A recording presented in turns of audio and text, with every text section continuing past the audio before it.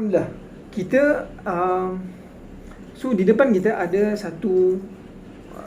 topik satu topik yang besar sebenarnya, satu topik yang sepatutnya menjadi sibuk fikir kita.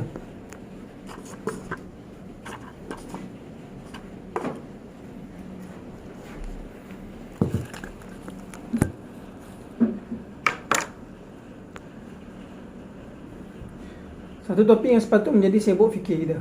Kita ada dua event besar yang terdekat ni.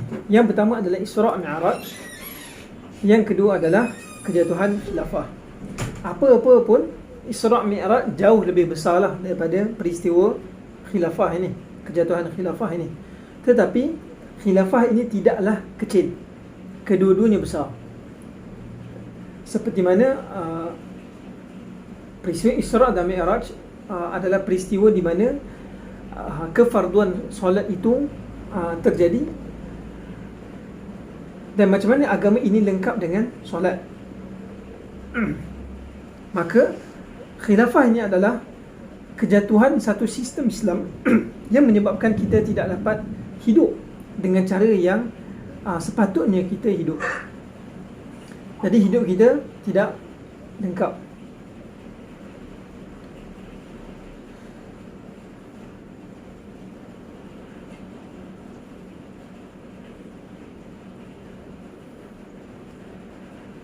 Baik. So 100 tahun kejatuhan khilafah bila akan terjaga?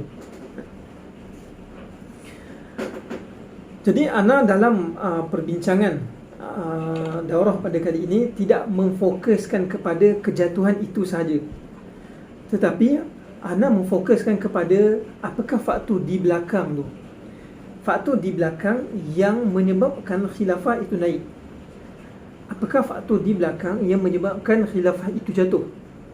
Dan apakah faktor di belakang yang membantu kepada untuk kita menaikkan semula khilafah di atas muka bumi ini?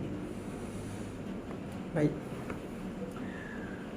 Satu hadis riwayat Ahmad, akan ada satu masa kenabian, iaitu pada zaman Nabi Muhammad SAW, pada kalian selama yang Allah kehendak. Maksudnya tempoh kenabian ini bergantung kepada Allah Subhanahu Wa Taala, sama ada pendek ataupun panjang. Allah mengangkat dan Allah menghilangkannya kalau Allah kehendak. Lalu akan ada masa khilafah di atas manhaj nubuwah selama Allah kehendaki. Kemudian Allah mengangkatnya ketika Allah mengkehendaki. Lalu ada kerajaan yang sangat kuat selama yang Allah kehendaki.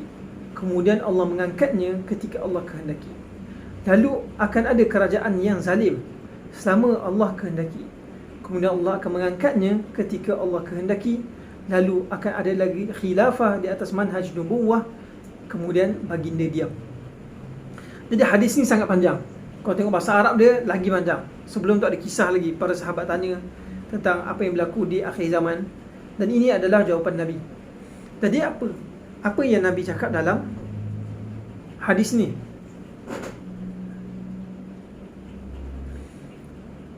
Ringkasnya adalah Nabi menceritakan zaman-zaman untuk umat Islam daripada zaman India sampailah zaman kiamat. Daripada zaman Nabi sampai zaman kiamat. Ini adalah sinopsisnya. Yang pertama adalah zaman nubuwah, zaman kenabian. Zaman yang kedua adalah zaman di atas manhaj nubuwah, iaitu di atas manhaj, di atas pimpinan sahabat-sahabat Nabi yang menggunakan manhaj nubuwah, sistem yang Rasulullah tinggalkan. Kemudian ada satu zaman yang mana pada ketika itu pemimpin-pemimpin dia kuat. Dan selepas tu ada zaman ketika pemimpin-pemimpin itu dia bersikap kasar atau dia zalim. Dan selepas itu kembali balik kepada manhaj nubuwah, kemudian baginda diam. Jadi ulama menafsirkan kenapa baginda diam adalah pada ketika itu tibanya hari kiamat. So, pada 13 Mac 1924, when prophecy meets reality, apabila profesi, iaitu janji Nabi, jangkaan Nabi, atau bukan jangka, Nabi tidak menjangka, itu adalah semua daripada wahyu. Apabila wahyu itu bertemu dengan realiti pada 13 Mac 1924, secara officialnya khilafah dimansuhkan. So ini adalah gambar Sultan Abdul Hamid yang kedua selepas dia keluar daripada istana dia. Dia buat satu lambaian yang terakhir kepada rakyat dia. Baik, ini adalah ringkasan umat Islam di bawah 5 naungan kekuasaan. Yang pertama adalah nubuwah Nabi Muhammad SAW pada tahun 619 sehingga 632, lebih kurang. Kemudian khilafah ala minhajun nubuwah, khilafah di atas manhaj atau sistem nubuwah di bawah pimpinan Khulafa'ur Rasyidin Abu Bakar, Umar, Uthman dan juga Ali pada tahun 632 sehingga 662. Dan Nabi Muhammad SAW ada dalam satu hadis yang lain mengatakan bahawa Khulafa'ur Rasyidin ini akan kekal selama 30 tahun. Dan memang tepat apa wahyu itu, iaitu Khulafa'ur Rasyidin hanya kekal selama 30 tahun. Kemudian Malakan 'Adan, ini daripada hadis tadi, iaitu kerajaan yang kuat, iaitu Daulah Umayyah pada 622 sehingga 750. Kemudian Daulah Abbasiyah pada 750 sehingga 1512, dan Daulah Osmaniyah pada 1512 hingga 1924. Kemudian zaman Malakan Jabariyan, raja-raja yang jahat, yang menekan, iaitu ulama mentafsirkan ia adalah kerajaan-kerajaan Islam pada hari ini, iaitu kerajaan-kerajaan yang menekan umat Islam daripada mengamalkan Islam yang sebenar. Pada zaman dulu berlaku banyak kefasadan, banyak kerosakan, tetapi ia banyaknya kerosakan pada pemerintah. Ulama terus buat kerja, hukuman hudud terus berjalan, riba terus diperangi. Tapi zaman sekarang ini Malakan Jabariyat, kerajaan-kerajaan menekan umat Islam untuk tidak melakukan kehidupan Islam yang sebenar. Cuba kita tengok riba. Macam mana umat sekarang nak keluar daripada riba? Hampir semua orang yang nak melakukan perniagaan perlu buat hutang, dan hutang itu tidak terlepas daripada riba. Dan macam mana negara-negara, kan kita biasa dengar Malaysia ada 1 trilion hutang. So 1 trilion hutang itu 1 trilion juga 1 trilion itu dipinjam dan adanya riba di dalam itu. Jadi kalaulah riba itu 1%, maka berapa banyak riba yang kita kena bayar daripada 1 trilion tu? Dan terlampau banyak. Jadi kerajaan-kerajaan Islam yang ada di zaman sekarang ini adalah Malakan Jabariyat. Kemudian fasa yang kelima adalah khilafah ala minhajun nubuwah, satu kekuasaan di atas manhaj nubuwah. Inilah yang menjadi cita-cita kita. Inilah yang menjadi impian kita untuk hidup seperti mana para sahabat hidup, untuk hidup seperti mana para tabi'in hidup, iaitu mereka hidup di bawah satu sistem kenabian. Mereka bangun tidur, mereka diurus oleh kerajaan sama seperti apa yang mereka baca dalam Al-Quran. Sekali kalau kita baca kan, apakah hukum mencuri? Hukum mencuri adalah potong tangan. Tetapi bila kita keluar kat jalan-jalan, kita keluar daripada kelas, keluar daripada usrahan, adakah perkara tersebut di aplikasi? Sangat-sangat jauhan. Jadi kita mengharap sangat supaya kita sempat atau kita berusaha untuk mendapatkan kembali khilafah ala minhajun nubuwah, satu kekuasaan di atas manhaj nubuwah.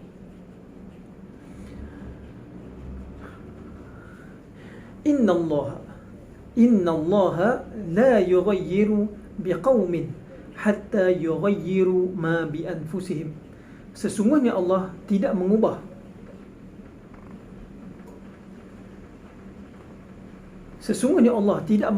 sesuatu kaum kecuali mereka mengubah apa yang berada di dalam diri mereka sendiri. Surah Ar-Ra'd ayat ke-11. Allah tidak akan mengubah seseorang itu kerana dia hanya semata-mata sayang. Allah tidak mengubah seseorang itu hanya kerana dia adalah seorang hamba yang soleh, maka daripada dia kehidupan susah jadi senang. Tak. Tapi Allah akan mengubah seseorang itu dengan usaha dia sendiri. Kemudian Allah melengkapkan dengan takdirnya.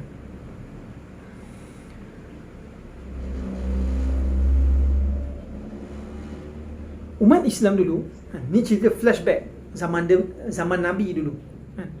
Umat Islam sangat-sangat lemah. Sangat-sangat lemah. Dan Rasulullah sallallahu alaihi wasallam membina para sahabat. Menepati dengan ayat Quran ini, innallaha la yughayyiru ma biqaumin hatta yughayyiru ma bi anfusihim. Ayat Quran ni tak berapa betul sangat. Kemudian Nabi Muhammad sallallahu alaihi wasallam berusaha untuk mengubah nasib umat Islam, membina sahabat-sahabat.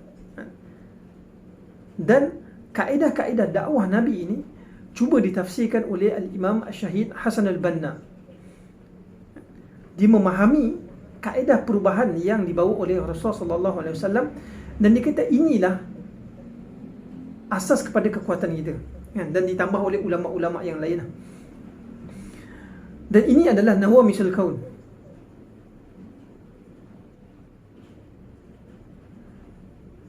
Ada yang tak masuk lagi.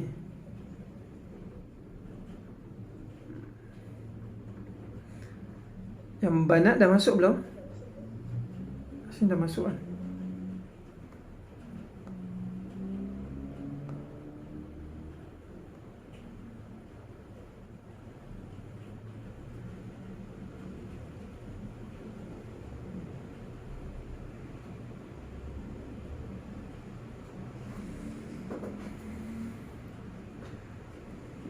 Baik, 5 sumber kekuatan bagaimana umat Islam dulu naik. 5 sumber kekuatan bagaimana khilafah dulu terbina.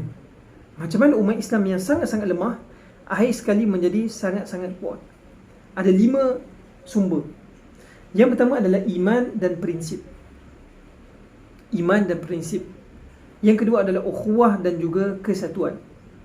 Yang ketiga adalah ilmu dan kemajuan. Yang keempat adalah senjata dan ketenteraan. Dan yang kelima adalah keuangan dan juga ekonomi. Susunan ini penting. Sebab apa? Nabi Muhammad SAW apabila berdakwah di Mekah, bagi dia tidak ada apa-apa. Para sahabat tidak ada apa-apa. Mereka hanya ada iman. Dengan kekuatan iman tu. Kemudian ditambah lagi dengan kekuatan ukhuwah yang sangat jelas ditunjukkan ketika peristiwa hijrah. Dipersaudarakan di antara sebelum itu Aus dan juga Khazraj menjadi Ansar, kemudian Ansar bersaudara dengan Muhajirin. Dan yang ketiga adalah ilmu dan kemajuan. Ilmu agama, ilmu dunia, ilmu peperangan, semua ilmu. Dan juga kemajuan dari sudut taktikal, kemajuan dari sudut cara pengurusan, dan yang keempat adalah senjata dan ketenteraan. Kalau kita tengok baik, nanti kita akan tengok satu-satu. Baik. So apa beza kedua gambar ni?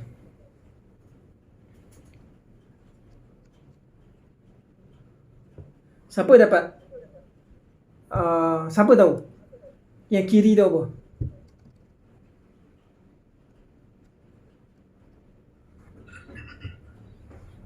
Umar Siris.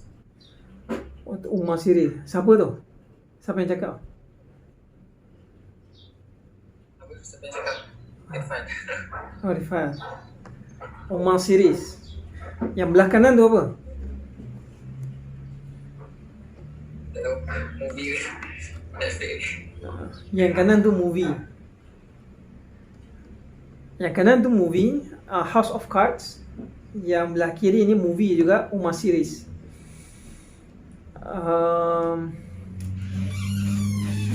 Kedua-duanya berkenaan dengan politik atau pemerintahan, tetapi bezanya sangat jauh. Yang kiri adalah pemerintahan Islam yang dibawa oleh Umar Al-Khattab, dan dalam movie tersebut, dalam TV series tersebut banyak menunjukkan kepada bagaimana kepimpinan Islam itu berlaku. Dan gambar kanan itu adalah House of Cards, atau movie berkenaan dengan pemerintahan orang kafir. Cara pemerintahan orang kafir. Dengan nama tajuk itu saja kita dah tahu bahawa kenapa cara pemerintahan atau kekuatan orang kafir ini sangat-sangat lemah berbanding dengan cara pemerintahan atau kekuasaan Islam. Mereka sendiri menamakan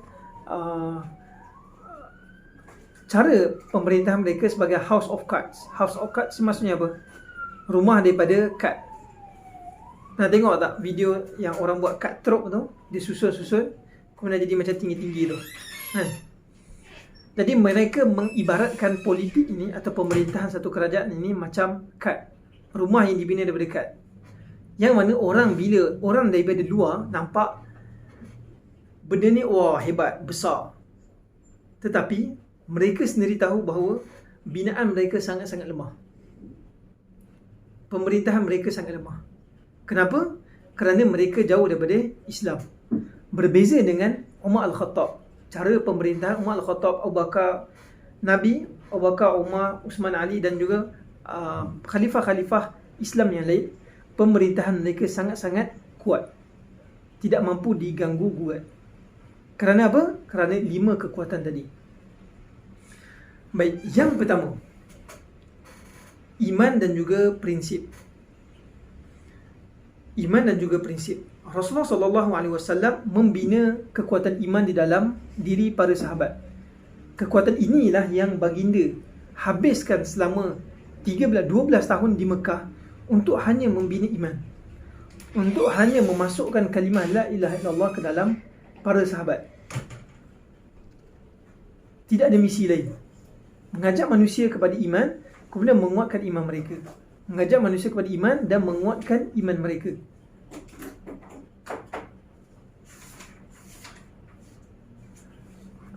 Dan memberikan kefahaman-kefahaman Islam, membentuk prinsip-prinsip yang kuat. Cuba kita tengok kisah Bilal bin Rabah apabila dia dipaksa untuk keluar daripada Islam. Apa yang dia kata? Ahadun ahad. Allah tu satu je. Dia diseksa macam mana pun tetap tak dapat mengganggu gugat dia punya prinsip. Dan sahabat lain menjadi utusan kepada Raja Rom. Bila Raja Rom tanya, kenapa korang nak serang kita orang sedangkan kita orang ni kuat, korang ni lemah? Apa yang sahabat tu cakap?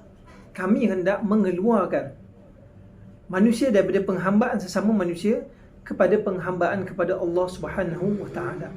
Itu adalah prinsip. Itu adalah prinsip. Datanglah pengkaji daripada timur ataupun barat, Islam ataupun kafir, semuanya bersepakat bahawa tidak ada faktor yang lebih kuat lagi daripada akidah dan juga prinsip umat Islam dalam pembesaran wilayah kekuasaan umat Islam. Sebab apa? Kalau tengok bilangan tentera, Rom lagi banyak, Parsi lagi banyak. Kalau tengok dari sudut duit, Rom lagi banyak juga, Parsi lagi banyak juga. Kalau tengok dari sudut senjata, kuda, diorang banyak juga. Umat Islam sangat-sangat sedikit. Apa yang umat Islam ada hanyalah satu je, iaitu iman dan juga prinsip. Yang kedua adalah ukhuwah dan juga kesatuan. Ukhuwah dan juga kesatuan. Rasulullah SAW apabila berhijrah daripada Mekah ke Madinah, baginda tidak ada apa-apa yang boleh untuk memegang rakyat dia, memegang negara dia, kecuali ikatan yang kuat sesama mereka, iaitu ukhuwah. Kalaulah tidak ada ukhuwah, maka nescaya Muhajirin langsung tidak dapat tempat di dalam Madinah. Dan kalaulah tidak ada ikatan ukhuwah, nescaya Yahudi yang lemah itu di Madinah itu akan senang sahaja memperkotak-katikkan di antara Aus dan juga Khazraj. Ikatan ukhuwah adalah ikatan yang paling kuat, dan ia adalah sumber kekuatan umat Islam. Cuba kita tengok macam mana Umar Al-Khattab menghantar Muawiyah dan juga tentera dari Amr al-As untuk membuka Al-Quds, Masjid Al-Aqsa. Abu Umar memberi kepercayaan penuh kepada Muawiyah dan juga tentera dia untuk buka Rom, untuk mengalahkan Rom. Kalau tidak ada ukhuwah, maka nescaya akan berlakunya banyak masalah. Tidak ada mempercayai. Umar sentiasa rasa takut dengan kekuatan Muawiyah. Muawiyah sentiasa rasa takut dipergunakan oleh Umar. Tapi benda itu tidak berlaku di antara para sahabat. Para sahabat, ukhuwah mereka dan kepercayaan mereka sangat-sangat kuat. Walaupun jarak mereka sangat jauh, Umar di Madinah, Muawiyah di Syam, dan ada juga sahabat-sahabat sampai ke China, tetapi ukhuwah mereka tetap kuat dan mereka kekal di bawah satu pemerintahan, iaitu Umar Al-Khattab, selepas itu Uthman dan Ali. Dan sumber kekuatan yang ketiga adalah ilmu dan kemajuan, iaitu ilmu. Umat Islam tidak mengenali ilmu selain daripada Al-Quran dan juga Sunnah. Satu soalan.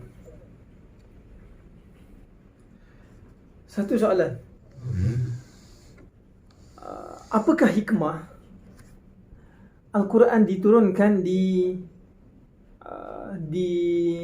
kepada orang Arab? Kepada orang Arab dahulu, kemudian barulah kepada orang-orang lain. Disampaikan kepada orang-orang lain. Al-Quran itu sendiri bahasa Arab. Al-Quran itu sendiri bahasa Arab. Okey. Mungkin kalau Al-Quran itu turun kepada orang Melayu, mungkin dalam bahasa Melayu.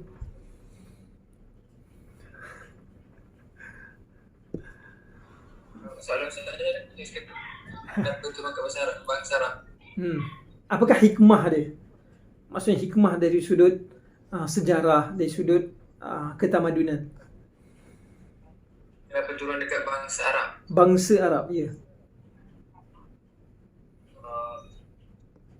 Yang pernah saya dengar, bangsa Arab ni dia punya sejarah dia dan dia punya kehidupan dia kasar, lepas tu dia punya jiwa dia keras. Kalau kita nak ubah daripada jahat ke baik itu susah. Jadi bila turun kat bangsa Arab dan diorang pun dapat berubah jadi sebaik-baik manusia dekat bumi ni, maka umat lain pun, bangsa lain pun boleh berubah juga.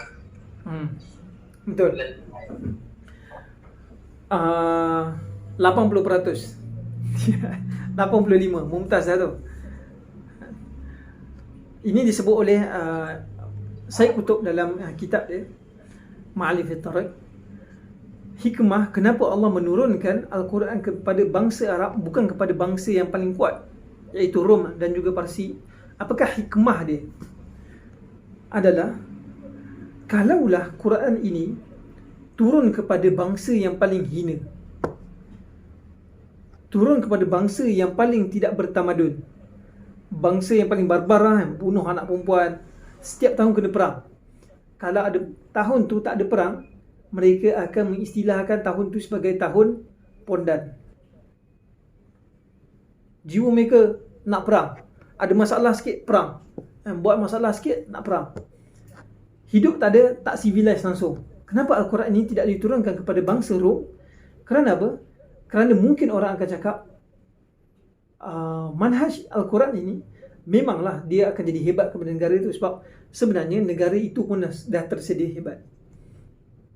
Tetapi Allah nak membuktikan bahawa dengan ilmu sahaja, dengan Al-Quran sahaja, dengan kefahaman yang sebenar sahaja, boleh menyebabkan bangsa yang terlampau rendah martabat dia menjadi tinggi dan tertinggi sekali. Bangsa Rom dan Parsi tak ingin pun untuk membesarkan pengaruh dia sampai ke Mekah dan Madinah. Sebab apa? Sebab mereka rasa ini semua tak ada nilai strategik. Dari sudut ekonomi, politik, tak ada. Mereka tak perlu dan tak nak membesarkan pun kekuasaan mereka ke tanah Arab ni. Tanah Arab yang kat Mekah, Madinah ni. Yahudi je yang datang. Sebab Yahudi rasa macam kat situ nanti Nabi akan turun kat situ. Tapi rupanya bukan mereka yang dapatlah, tetapi Arab. Jadi dengan ilmu atau dengan Al-Quran ini menyebabkan umat Islam naik. Menyebabkan umat Islam naik. Dan formula ini juga yang pakai oleh bangsa-bangsa barat. Ada satu orientalis tu, dia kata lah, dalam buku dia, barat tidak tahu kewujudan ilmu kecuali selepas datangnya Islam. Maksudnya barat ni tak tahu ilmu tu adalah ilmu. Kita tahulah, tapi kita tak tahulah ilmu ni sebagai something. Dia tahulah kira-kira, tapi macam tak adalah macam kira-kira ni adalah satu disiplin ilmu. Mereka tahulah kira 1, 2, 3, tapi mereka tak tahu ilmu tu adalah sebagai sesuatu benda. Tetapi selepas kedatangan Islam, barulah mereka tahu kewujudan ilmu tu dan mereka appreciate ilmu tu. Dan faktor yang keempat adalah dari sudut ketenteraan dan juga persenjataan. Ini tak dapat dinafikan lah peranan dia. Bagaimana umat Islam dapat membuka dan dapat mempertahankan negara, tidak boleh tidak dengan wujudnya persenjataan dan juga ketenteraan. Dan yang terakhir adalah kewangan dan juga ekonomi. Umat Islam dia membesar juga dari sudut kewangan. Apa yang Nabi Muhammad SAW buat sebaik sahaja sampai ke Madinah, iaitu selepas dia buat Masjid Nabawi, dapatkan balik duit umat Islam. Yang pertama. Kemudian zakat dilaksanakan. Kemudian pasar umat Islam dibuka. Kemudian ada gencatan senjata.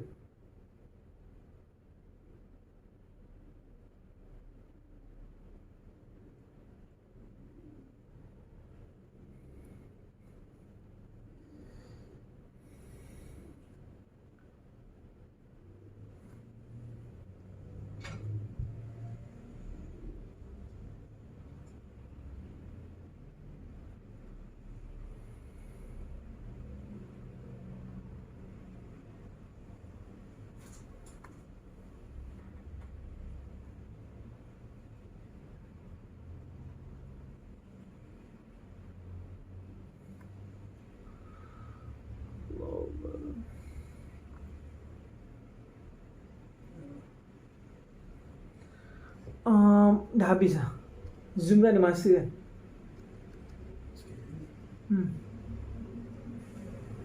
Ni baru nak hantar ni.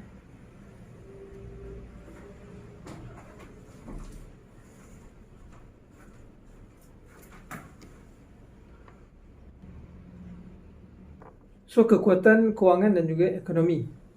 Bila Rasulullah SAW berhijrah saja, dapat satu negara, tapi tak semestinya negara yang didapat itu adalah negara yang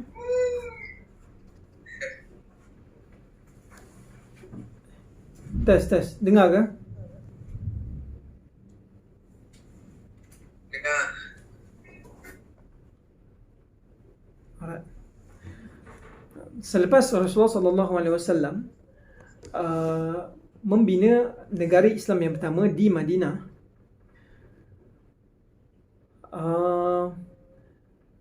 negara Islam yang pertama telah terbina, tetapi tidak semestinya kerajaan tersebut kuat. Jadi Rasulullah SAW antaranya, selain daripada membina iman, menguatkan ukhuwah di antara Ansar dan juga Muhajirin, kemudian mendidik umat Islam ilmu dan juga mempersiapkan senjata dan tentera.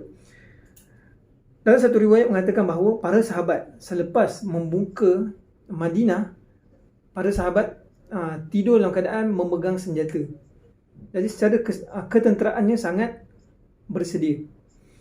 Dan faktor yang terakhir adalah dari sudut kewangan, Rasulullah SAW mendapatkan balik harta-harta golongan muhajirin yang diambil oleh penduduk Mekah. Kemudian jadilah peristiwa Badar. Itu yang pertama.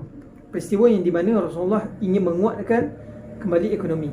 Kemudian zakat dijalankan untuk menguatkan ekonomi. So ekonomi akan kuat kalau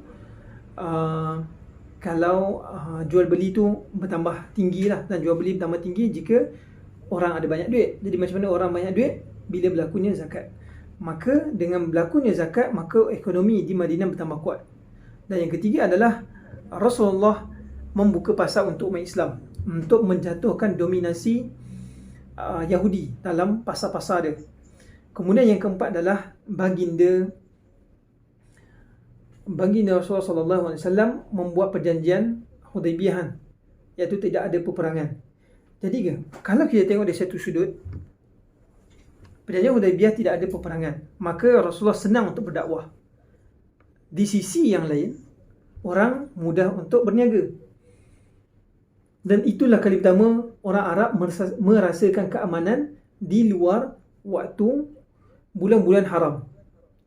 Sebelum tu, orang-orang Arab mempersiapkan barang-barang untuk dijual, untuk didagangkan, untuk dibawa ke negara lain, untuk dijual kat negara lain pada bulan-bulan yang lain, kecuali bulan haram. Bila bulan haram saja, semua haram untuk berperang, maka waktu itulah mereka berdagang, mengembara, bawa barang-barang mereka. Sebab apa? Pada ketika itu selamat, pada ketika itu aman, tidak ada peperangan. Jadi pedagang-pedagang, peniaga-peniaga boleh berniaga dengan senang, barang-barang tidak diambil. Tapi bila perjanjian Hudaybiyah berlaku, maka dengan ini merancak lagi lah perniagaan dan juga dakwah. Dan kelima-lima faktor ini menyebabkan umat Islam sentiasa naik sepanjang zaman. Dan kalaulah ada masalah, maka masalah berlaku di antara kelima perkara ini.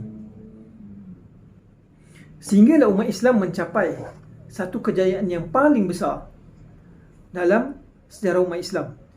Cuba kita tengok gambar yang besar tu, belah kiri tu. Itu adalah gambar di mana Salahuddin Al-Ayyubi menang dalam membuka Al-Quds, Al-Aqsa. Yang mana kalau gambar tu kita tengok pakaian putih, orang Kristian, orang Nasrani tunduk dalam keadaan yang hina dan meletakkan senjata di depan Salahuddin Al-Ayyubi. Ini menunjukkan bahawa umat Islam pada ketika itu terlalu kuat. Dan gambar kat atas kanan tu menunjukkan betapa besarnya kerajaan Islam. Dan sebelum ni lagi besarlah daripada ni. Umat Islam memenuhi 2/3 dunia dan memegang bahagian-bahagian utama dalam perdagangan. Jadi secara ketenteraan yang nombor satu, dari sudut keluasan tanah nombor satu pada ketika itu, dari sudut ekonomi nombor satu, dari sudut ilmu pun nombor satu. Dan umat Islam menghasilkan banyak saintis-saintis. Yang gambar tu kita dapat nampak ada Al-Khawarizmi, ada Ibn Sina dan sebagainya. So itu secara ringkasnya macam mana umat Islam daripada kecil, daripada zaman Rasulullah SAW sehinggalah mencapai puncak kejayaan, puncak kekuasaan, hasil daripada memenuhi sifat-sifat atau faktor-faktor kejayaan atau kekuatan. Dalam masa yang sama, pada waktu yang sama, Barat atau negara orang kafir berada di peringkat yang paling rendah, di graf mereka yang paling bawah. Pada ketika itu berlakunya Black Death yang menyebabkan kematian berjuta-juta orang. Berjuta ni, kalau zaman sekarang ni tak adalah banyak sangat. Tapi juta pada zaman dulu sangat banyak lah. Dan dikatakan kalaulah tidak berlakunya Black Death di negara barat ni, kemungkinan negara barat ni populasi dia macam China dan India yang sangat banyak. Black Death ni adalah wabak yang melanda di negara Eropah. Negara Eropah sangat mundur pada ketika itu, ditambah lagi dengan Black Death. Semua orang mati. Ramai orang mati di tengah-tengah jalan. Macam mungkin ketakutan dia macam waktu COVID baru dah jadi tu kan. Orang terjatuh kat tepi jalan lah. Orang yang tercungap-cungap dekat hospital lah. Jadi macam tu lah berlaku pada ketika Black Death ni. Jadi dah lah ekonomi jatuh. Banyak pergaduhan di antara mereka. Ditambah lagi dengan penyakit yang berleluasa. Gambar belakangan itu adalah golongan gereja membakar cendekiawan, membakar saintis. Pada zaman tersebut, siapa yang cuba mempertikaikan apa yang dibawa oleh gereja akan dihukum bunuh. Dan di antaranya yang dibunuh itu adalah Galileo Galilei yang menemukan konsep graviti, dan juga banyaklah ahli-ahli fizik yang lain dibunuh kerana memperjuangkan sains yang berlawanan dengan gereja. Jadi kita nampak bahawa umat Islam berada di puncak yang tertinggi dan barat berada di kedudukan yang paling rendah lah. Tetapi kenapa berlaku apa yang berlaku sekarang? Macam mana umat Islam berada di peringkat yang paling rendah dan barat berada di peringkat yang paling tinggi? Apa sebenarnya yang berlaku? Kenapa semua benda ini berlaku? Wa tilkal ayyamu nudawiluha bainan nas. Dan itulah hari-hari nudawiluha yang kami mengganti-gantikan, menukar-gantikan di antara manusia. Ada manusia berada di atas, ada manusia berada di bawah. Ada manusia berada di bawah dan manusia berada di atas. Kemudian roda tu terus berputar. Berputar. Jika ada puncak, maka ada naik turun dia. Tidak dinamakan puncak kalau tidak ada yang naik dan tidak ada yang turun. Maka puncak umat Islam telah pun tercapai. Dan selepas itu berlakunya kejatuhan demi kejatuhan. Jadi apakah punca kejatuhan? Maka sebab-sebab kejatuhan, iaitu lemah dari setiap sudut yang kita sebutkan tadi, iaitu iman dan juga prinsip, ukhuwah dan kesatuan, ilmu dan kemajuan, senjata dan ketenteraan, kewangan dan juga ekonomi. Lemahnya iman dan tinggalkan prinsip. Apa lagi kemuliaan yang kita ada?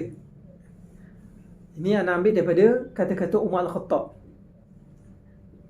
Umar Al-Khattab kata apa? Kita adalah bangsa yang hina dan Allah telah memuliakan kita dengan Islam. Kalaulah kita meninggalkan Islam, maka kita akan menjadi hina. Dan ini terbukti apabila umat Islam dan juga khalifah-khalifah pada ketika itu, selepas zaman kemuncak umat Islam, meninggalkan iman, melemah iman mereka dan meninggalkan prinsip-prinsip. Mereka sudah tidak kenal halal dan juga haram, melakukan apa yang mereka suka sahaja. Ini tidak terhad kepada pemerintah, malah rakyat pun sendiri berlaku. Sultan adalah penagih dadah. Cuba teka, sultan mana yang nak maksudkan ni? Siapa dapat agak? Siapakah sultan yang jadi penagih dadah?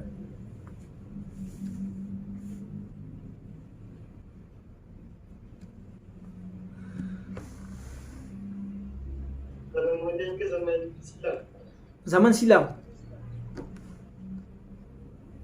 Yang kesan dia, kita secara directnya rasa.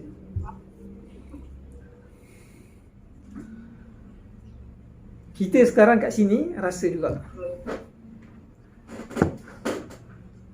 Iaitu Sultan Melaka. Sultan lain mungkinlah berlaku juga kan. Tapi yang nak maksudkan kat sini adalah Sultan Melaka.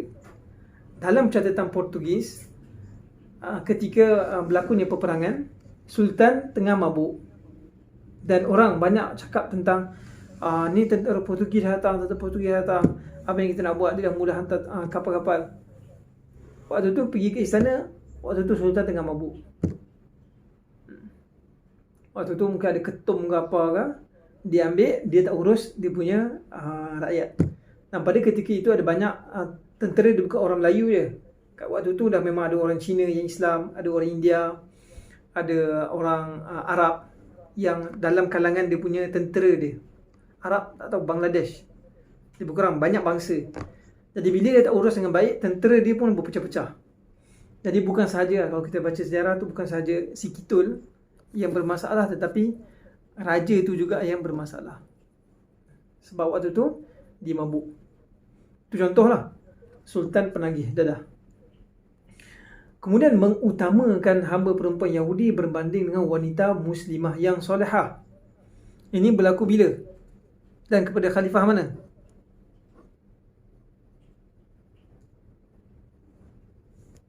Take a guess.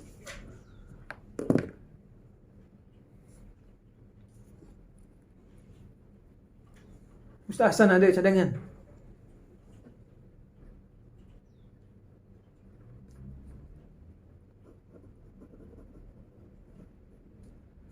Ini merujuk kepada Sultan Sulaiman Al-Qanuni. Sultan Sulaiman Al-Qanuni. Sultan Sulaiman Al-Qanuni adalah sultan yang terakhir yang bagus dalam dinasti Utsmaniyah.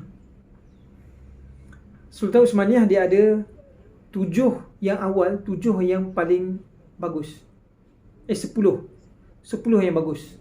Dan Sulaiman Al-Qanuni adalah sultan yang terakhir. Dia ada 30 lebih sultan, dan semua sultan tu semua teruk-teruk. Yang soleh hanyalah 10 yang awal. Sultan Muhammad Al-Fatih yang ke-7. Jadi Sulaiman Al-Qanuni ni adalah 7 anak, 8 adalah anak, 9 cucu Sultan Sulaiman Al-Qanuni, cicit kepada Sultan Muhammad Al-Fatih. Apakah peristiwa dia?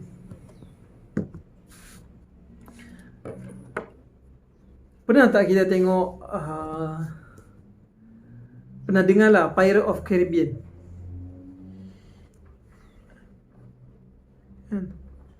Cerita movie yang Pirates of Caribbean, Barbarossa, dia punya watak utama dia.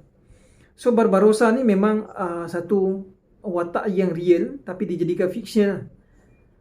Watak yang sebenar tu adalah seorang general tentera Utsmaniyah.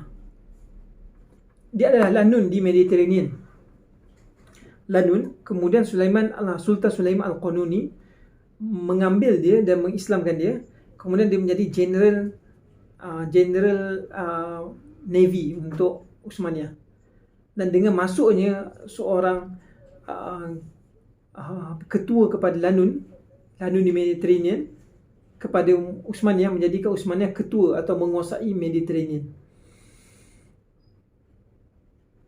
Mengetuai Mediterranean.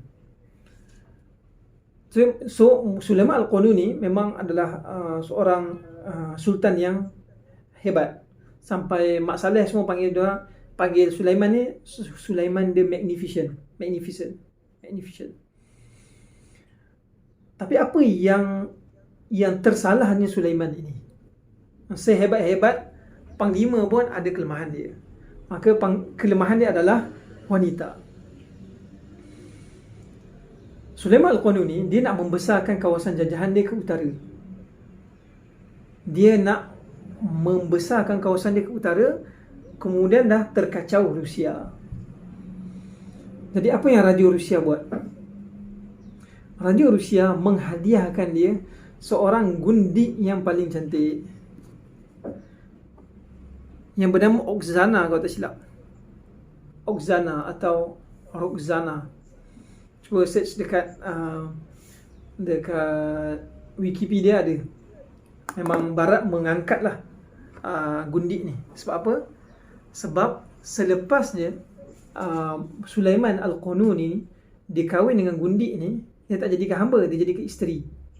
Kemudian daripada rupanya Roxana ni atau Oksana ni, dia adalah seorang Yahudi. Dia seorang Yahudi. Kemudian dalam keadaan Sulaiman Al-Qanuni ni dah ada anak daripada isteri yang okey, yang wanita muslimah yang solehah, dapat seorang anak yang sangat bagus. Sangat-sangat bagus, membantu Sulaiman dalam pemerintahan dia. Tapi Sulaiman Al-Qanuni dapat isteri yang baru. Kemudian dapat anak lelaki. Jadi gundi yang Yahudi ni, dia dah masuk Islam, pura-pura masuk Islam, buat satu pakatan untuk menjadikan anak dia sebagai putera mahkota. Walaupun lagi muda daripada anak yang pertama tu, tapi dia fikir juga macam mana. Akhir sekali berjayalah yang perempuan Yahudi ni menimbulkan kemusykilan dalam diri Sulaiman, sehingga kan Sulaiman rasa yang anak dia yang baik ni, yang bagus ni, nak cuba alih kekuasaan dia. Dan akhir sekali Sulaiman membunuh anak dia sendiri. Maka dengan selepas terjadinya atau menjadinya anak Yahudi ini sebagai sultan selepas itu, walaupun dia nama dia Islam, tapi zuriat dia selepas itu semuanya lemah belaka. Jadi Muslim yang sangat lemah. Jadi ini menunjukkan kepada kita bahawa jangan sesekali kita meninggalkan prinsip. Sekali kita meninggalkan prinsip, habislah kita. Sepatutnya Sulaiman Al-Qanuni boleh membesarkan lagi kawasan jajahan dia ke utara. Kenapa hanya dengan seorang gundik yang dia suka, menyebabkan dia tidak besarkan kawasan jajahan dia ke sana lah. Kemudian yang kedua adalah lemahnya ukhuwah dan juga kesatuan. Sayangkan musuh lebih dari kawan. Meninggalkan kawan demi musuh. So gambar kat bawah tu apa? Siapa dapat teka? Jelas tak?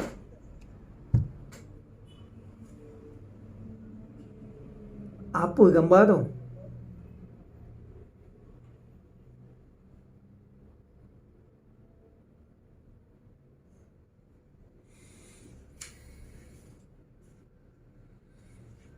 Itu adalah gambar Mongol masuk ke dalam Baghdad.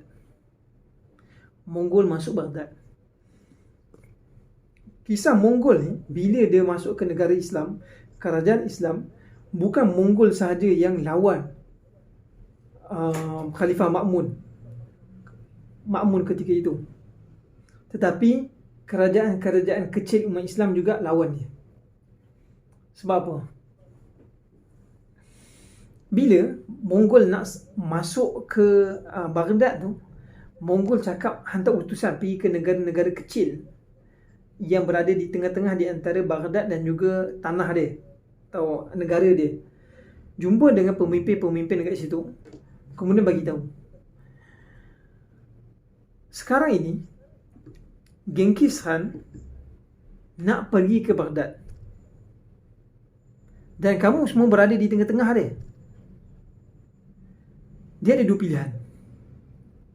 Sama ada kami hancurkan kamu dulu kemudian pergi ke Baghdad, atau kamu bersama dengan kami lawan Baghdad. Kamu nak pilih yang mana? Kamu nak pilih yang mana? Taubaan, semestinya kerajaan-kerajaan kecil itu akhir sekali mengikut telunjuk Mongol. Dan Genghis Khan tak perang dulu, hantar dulu umat Islam semua pergi perang. Akhir sekali tentera-tentera umat Islam ni semua lawan Baghdad dan mati juga. Selepas diorang semua mati, kemudian barulah tentera Mongol pergi serang. So akhir ending ni sama. Tentera-tentera Islam, kerajaan-kerajaan Islam di tengah-tengah tu, ending dia sama. Lebih baik lagi dia mati di tangan Mongol berbanding dia mati di tangan umat Islam sendiri. Dia mati dalam keadaan mengkhianat dan dibunuh oleh tentera Islam sendiri, oleh umat Islam. Tapi nak buat macam mana? Mereka lebih takut kan musuh berbanding Allah Subhanahu Wa Taala. Biarkan saudara si-Islam diserang hanya untuk jaga periuk nasi sendiri. Sayangkan musuh lebih dari kawan. Takutkan pedang musuh berbanding dengan azab Allah Subhanahu Wa Taala. Lebih yakin dengan janji musuh berbanding dengan janji Allah Subhanahu Wa Taala. Ada satu kisah pada zaman Mongol juga, satu kerajaan Islam ni dia berpecah kepada dua. Satu adik pegang, satu abang pegang. Kemudian Mongol dia serang abang atau adik ni, salah seorang lah. Dan abang atau adik ni minta tolong daripada adik-beradik dia yang lain ni untuk tolong, untuk menafikan atau tutup sekejap kesalahan yang dia buat. Kita cuma berdamai untuk nak lawan Mongol. Tetapi adik-beradik dia ni tak kisah. Tak kisah. Hanya fikir tentang kawasan dia saja. Akhir sekali kerajaan yang lagi satu umat Islam tu semuanya hancur belaka. Jadi disapu hangus. Hanya kerana perbezaan yang sebelum ni berlaku. Kenapa perbezaan itu berlaku? Kenapalah? Disebabkan hanya perbezaan sesama umat Islam menjadikan seorang tu dia melepaskan nasib seorang Muslim kepada orang kafir. So perkara-perkara inilah yang menyebabkan sebenarnya kejatuhan umat Islam, iaitu lemahnya ukhuwah dan juga kesatuan. Cuba kita tengok lawan dia, iaitu Saifuddin Al-Qutuz, apabila dia hendak melawan Mongol. Mongol tak pernah kalah. Dia adalah undefeated soldiers. Sampai dalam sejarah pun orang mengkaji kenapa Mongol ni dia tak terus besarkan dia punya jajahan sampai dah ke England, Perancis sampai ke hujung. Sebab apa? Kenapa dia tak masuk ke Europe sampai habis? Dia masuk ke Europe dah sampai Moskow dah. Tapi kenapa dia tak habiskan? Dan juga kenapa dia pergi ke timur, dia dah masuk ke Jepun, China semua dia habiskan dah. Kemudian dia nak masuk ke Jepun dan dia masuk juga. Tapi kenapa dia tak sempat habiskan Jepun keseluruhannya, dan kenapa dia tidak sempat untuk habiskan Eropah secara keseluruhannya? Hanya kerana satu faktor saja, iaitu kerana apa? Kerana cuaca. Sebab mereka tak boleh tahan cuaca yang sangat teruk di Eropah pada ketika itu. Jadi mereka, sampai dalam sejarawan ada mengatakan bahawa tidak ada siapa yang boleh menghalang Mongol kecuali nature. Dan juga di Jepun pun dia dah masuk dah seberang laut dah, tapi tak berjaya naik atas sebab apa? Cuaca juga. Jadi dalam keadaan ketakutan macam tu, Saifuddin Al-Qutuz wujud di Mesir. Mongol ni dia tak pernah kalah. Tapi Saifuddin Al-Qutuz dia nak lawan Mongol. Sebab apa? Mongol dah mula hampir. Kalaulah kita tidak serang Mongol, Mongol akan serang kita juga. Dan kalau kita tak serang Mongol di luar Mesir, dia akan serang kita di dalam Mesir juga. Dan itu lebih bahaya. Jadi, diorang keluar. Tapi benda ni sangat mustahil. Sebab apa? Sebab pada ketika itu kerajaan ni sangat-sangat berpecah. Saifuddin Al-Qutuz daripada dinasti Mamalik. Mamalik ni banyak, dalam Mamalik pun banyak pecahan-pecahan dia. Jadi semua ni tengah berebut kuasa. Sampai sebelum Saifuddin Al-Qutuz pun banyak perpecahan. Kenapa Saifuddin naik pun sebab perpecahan juga. Tapi dia naik kerana apa? Dia yang paling bersih, dia yang paling baik semua. Tapi waktu tu berpecah juga. Kemudian Saifuddin Al-Qutuz kata, okay, macam inilah. Di depan kita ada Mongol. Dan saya ada di sini. Misi saya hanya satu, iaitu mengalahkan Mongol. Satu saja. Selepas saya berjaya untuk mengalahkan Mongol, korang yang nak semua kuasa ni korang ambil lah.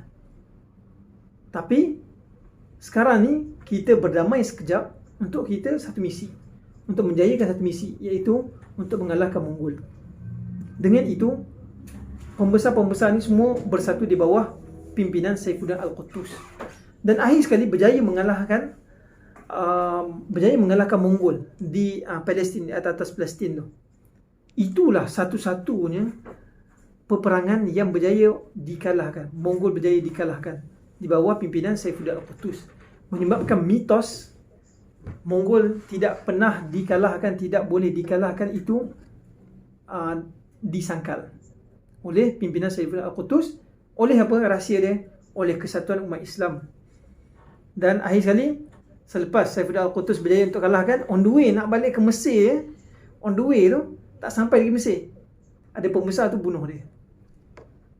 Dan dia mendapat kuasa. Kemudian berpecah balik. kemudian jatuh balik. Baik. Faktor yang ketiga adalah kurangnya ilmu dan tertinggalnya dari sudut kemajuan.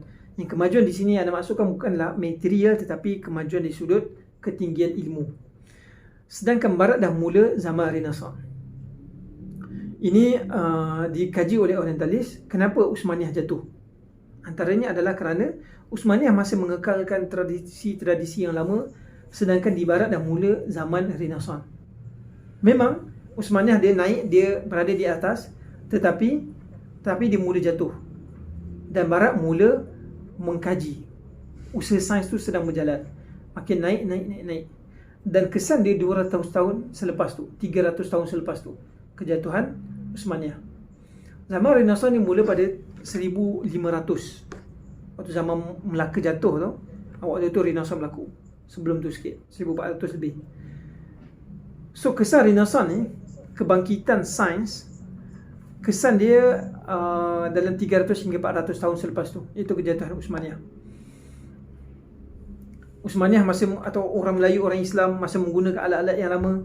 Diorang dah mula menggunakan senjata-senjata yang besar. Kapal-kapal perdagangan sahaja, tapi diorang dah mula kapal-kapal ketenteraan. So umat Islam tertumpu hanya pada ketenteraan sahaja. Bukan hanya banyak memfokuskan kepada ketenteraan. Kemudian ulama tidak diberi perhatian dan dipenjarakan. Banyak ulama yang dipenjarakan atas alasan-alasan yang tidak munasabah. Dari sudut politik dia pun tak ada weight. Kenapa tiba-tiba ada orang yang dipenjarakan hanya kerana dia cakap Al-Quran ni bukan makhluk, benda yang terlampau tak masuk akal. Tapi itulah apa yang pemerintah buat pada ketika itu. Sibuk dengan perkara-perkara yang tidak membantu negara ke arah mendapatkan kegemilangan. Kemudian sekolah-sekolah di Mesir yang dibina oleh dinasti Imam Ayyubi dan Mamalik ditutup. Salahuddin Al-Ayyubi pusat dia di Mesir, dan juga Mamalik daripada Mesir, di Mesir pusat dia, dan membina banyak sangat sekolah. Dan semua itu atau banyaknya ditutup oleh kerajaan Uthmaniyah.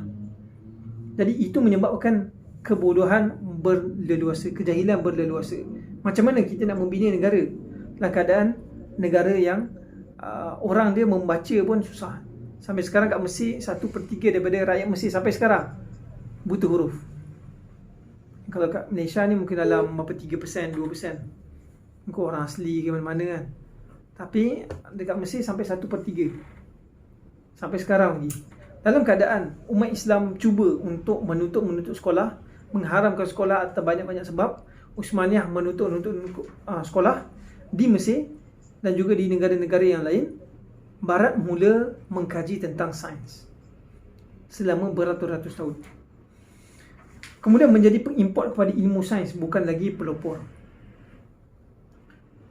Tidak menjadikan penemuan sains itu sebagai prioriti, tidak menjadikan pengkajian ilmu itu sebagai prioriti, malah memenjarakan atau merosakkan umat Islam, memberikan fitnah yang banyak kepada orang-orang cerdik pandai.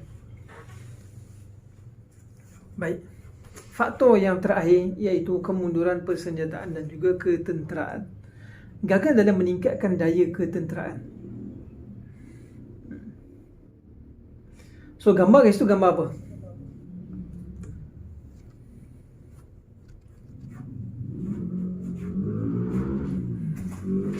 Siapa dapat agak gambar apa tu? Dia gambar tentera, tapi tentera apa?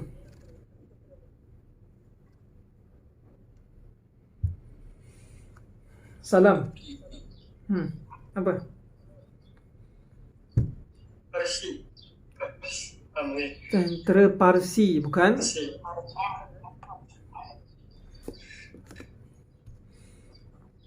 Ini adalah tentera Janissary.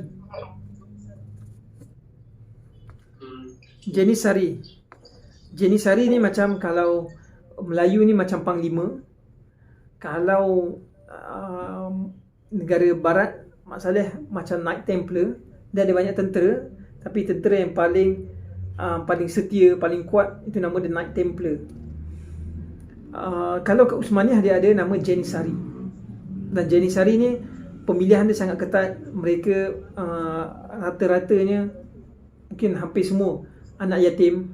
Maksudnya anak yatim ni memang tak ada mak ayah. Mak ayah dia orang memang sultan je. Sultan adalah ayah dia. Isteri-isteri sultan adalah mak. Dia orang tak kenal benda lain. Yang dia orang tahu hanyalah perang. Malah Janisari ni dia bukan saja anak yatim, mereka diambil dia diambil daripada keluarga yang Kristian, dimasukkan ke dalam Islam daripada baby lagi, kemudian dijadikan tentera. So Janisari adalah rahsia kekuatan Uthmaniyah.